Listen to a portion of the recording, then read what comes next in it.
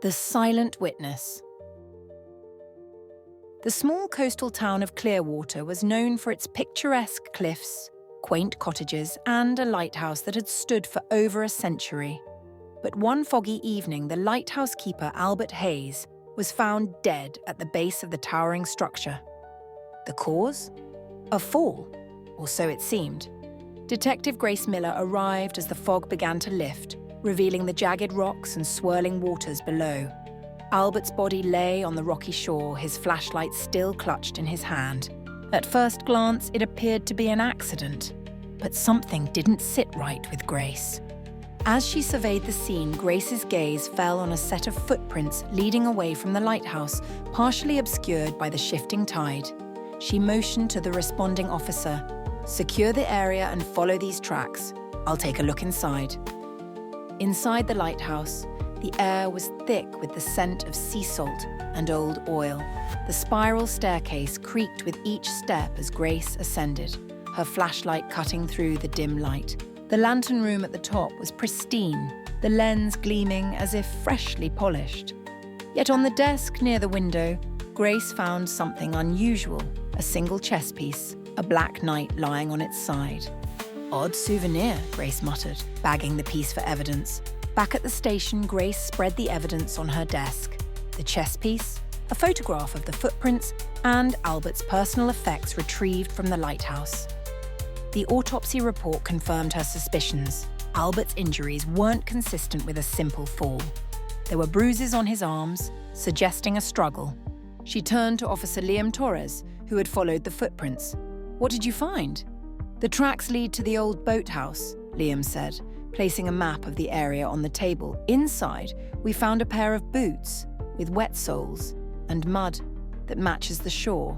There was also this." He handed Grace a folded piece of paper. Unfolding it, Grace read the typed note. "The game is not over. Move carefully." Grace's brow furrowed. The chess piece, the cryptic message, the struggle.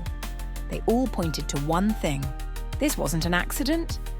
It was a carefully orchestrated act.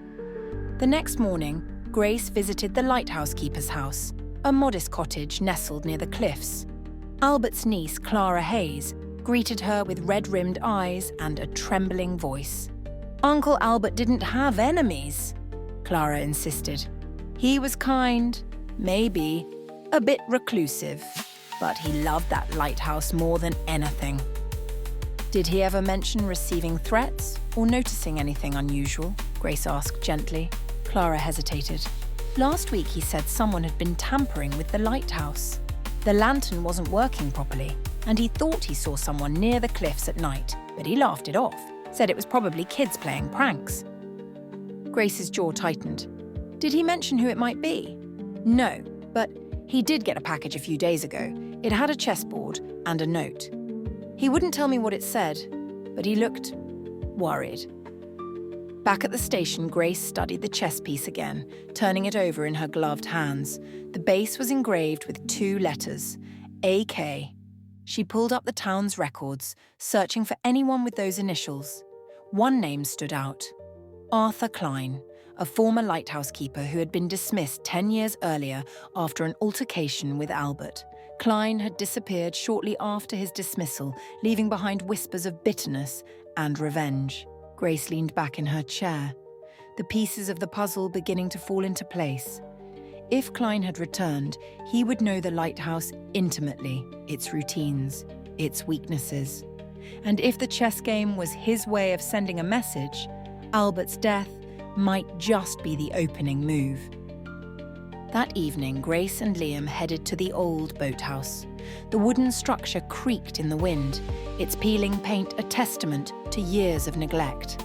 Inside, the air was damp and cold, carrying the faint scent of seawater. They moved cautiously, flashlights sweeping over cobwebbed corners and scattered debris. "Over here," Liam whispered, pointing to a table in the corner. On it lay a chessboard, the pieces arranged mid-game. Another note rested beside it. "Your move, detective." Grace's heart raced as she scanned the room. Whoever had been here was toying with them, always one step ahead. But this time she was ready to play. "We're closing in," she said, determination lighting her eyes. "Let's see how this ends."